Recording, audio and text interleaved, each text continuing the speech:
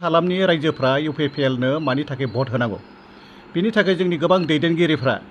प्रमद बर' सार दैदेननाय इउपिपिएलनि जाबायदि हाबा मावनांगौ बिनि थाखाय गोबां खामानि मावगासिनो दं आरो बिथांमोना जोबोद खस्थ' खालामदों जेरै डिस्ट्रिक्ट लिडार प्राइमारि बुथ कमिटि आइजो गांखं बिथांमोनखौ जोङो खामानि मावनायखौ जोबोद मोजां नुदों आरो बिथांमोननि खामानिया जोबोद बाख्नायथाव जे गुबै जाहोना जाहैबाय मा बिथोर गामिनि मानसिफ्रा दाबो मोजाङै बुजियाखै जे इउपिपिएलआव मानि थाखाय भट होनांगौ बेखौ दाबो इसेबां मोजाङै मिन्थिया दा बिनि सुजुग सुबिदा लानानै जे माखासे कनस्पिरेसि साधु सयनासि जानानै गोबां गाज्रि बार सुहैदों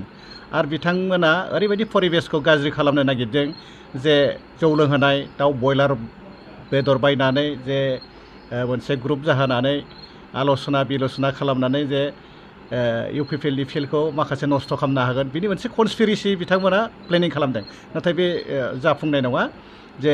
जोंनि बर' रायजो राजाफ्रा सात जाल्ला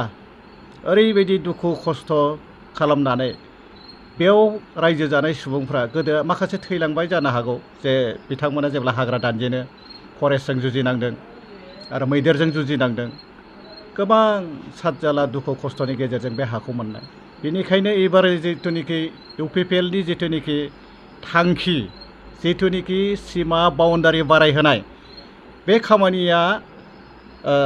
जोबोद मोजाङै जाबोगासिनो दङ जेरै बड'फा उपेन्द्रनाथ ब्रह्मनि जिथुनिखि सिमां बे सिमाङा दिनै मोगथां महराव मोनफैबाय जे बर'फोरा ओरैबायदि आलाय आथानि जादों जेब्ला भारत स्वाधीन जादोंमोन 1947आव जेब्ला भारत स्वाधीन जादोंमोन बे समाव प्रथम लकप्रिय गपिनाथ बरदलै चिफ मिनिस्टारमोन जे ब्रिटिशफ्रा ओरैबायदि खालामदों जे भारत स्वाधीन जानाय 1947नि 5 डिसेम्बराव चेप्टार 10 खौ इनक्लुड खालामदों बेनि उनाव बिथांमोना नेबावदों जे 1948नि 12 जुलाइआव जेब्ला नटिफिकेशना क्लियार ओंखारबाय बे ओंखारनायनि उनावसो बिथांमोना लासै बिथांमोना बे जोंनि देशखौ हगारलांदों जे बिथांमोना बे ट्राइबेल बेल्ट एन्ड ब्लकखौ होलांनायनि मुल खारनानो जाबाय बे ओनसोलाव रायजो जानाय बर'फोरा दाय गैया फाब गैया होननानै जोबोद अनदोंमोन आरो बिथांमोनखौ सानसे समाव गाग्लोबगोन होननानै बिथांमोना जोंनि आखायाव बे ट्राइबेल बेल्ट एन्ड ब्लकखौ गथायलांदों दा बेयाव ओरैबायदि षड़यन्त्र लगायबाय ब्राह्मणफ्रा नुबाय जे बे सा सानजा रायजोआव जे बर'फ्रा बेबायदि रक्षा कवच मोनबाय बेखौ मेगन सानानै बै समाव जोंनि मानसिफ्रा लेखा गोरों नङामोन बे समाव बिनि सुजुग सुबिदा लानानै लासै षड़यन्त्र लगायबाय जे बिसोरनि एमपि एमएलए बिथांमोना इन्दिरा गान्धीनो एरना हैनानै जोंनि बर'फोरखौ जोलैखौ फोजोबनो बै समाव मोनसे इनिसियेटिभ लादोंमोन बिसोरो जे बर'फोरखौ खासि खालामनानै लासैनो फोजोबलांनाय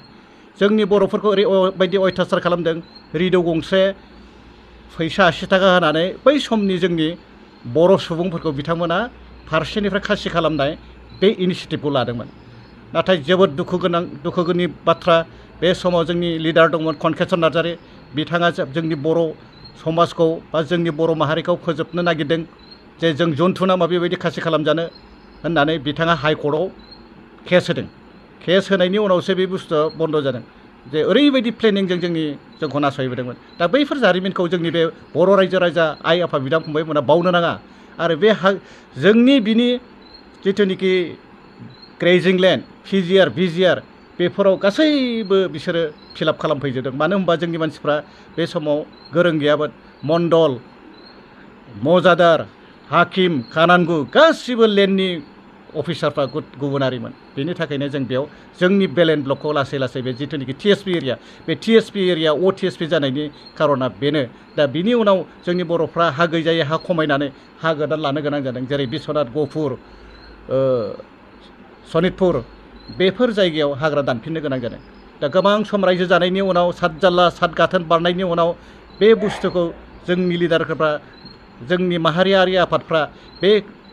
हाबाफारिखौ मोजां इनिसियेटिभ लानानै दिल्लीनि सरकारजों रायज्लायनानै दायो बै बड'फानि सिमाखौ जाफुंहोनो हाबाय आरो बिथांमोना जोंनि बिटिआर ओनसोलाव सोसनजाबाय आरो बिथांमोनखौ जों बरायो बिटिआरआव हाबसननायनि थाखाय बिथांमोना सनितपुर बिश्वनाथ गहपुर बिथांमोनखौ जों बरायनानै लायो आरो जिथुनिखि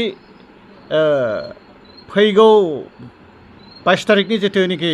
बिटिआरनि इलेक्सन जागोन बे नोंथांमोना बे इलेक्सनाव गांसेबो गुबुननो होआलासिनो जे UPPLनि ट्रेक्टरनि सावगारियाव भट होनानै देरहासार खालामनांगोन नोंथांमोना मानो होनबा जों जारिमिन सोरजिनांगोन जे बे गोदान रायजोआव हाबनाया बा सोसनजानाया धेमालि नङा आरो नोंथांमोननि खामानि बहुद मावनो गोनां दंबावो नोंथांमोननि FRC बे नमेनक्लेचारखौ दाननानै जों रेभिनिउ भिलेजाव लाबोनांगोन बेयाव गोबां खामानि दंबावो नोंथांमोननि हा हुखौ रिपर्ट खालामनांगौनि खोथा दं रिपर्टिं खालामनायनि उनाव बेयाव लेन्ड एडभाइजारि बर्डआव पास खालामनानै नोंथांमोननि हाखौ